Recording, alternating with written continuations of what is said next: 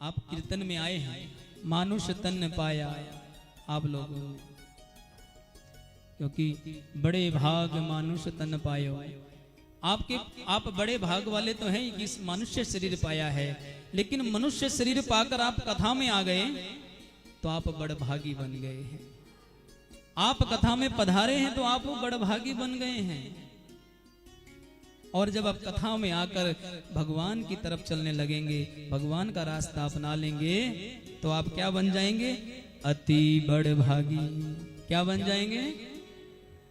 आप कथा में आए और भगवान की तरफ चल पड़े तो आप बन गए अति बड़ भागी।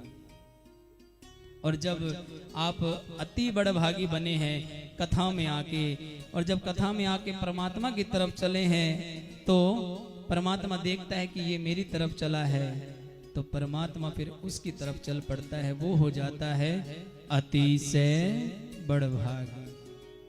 वो अतिशय बड़ भागी हो जाता है। जैसे भगवान ने जिसकी ओर भी चले हैं उसका उद्धार किया है। जब अहिल्या की ओर गए तो अहिल्या का उद्धार कर दिया। भगवान जिसकी तरफ चलते हैं उसका उद्धार कर देते हैं।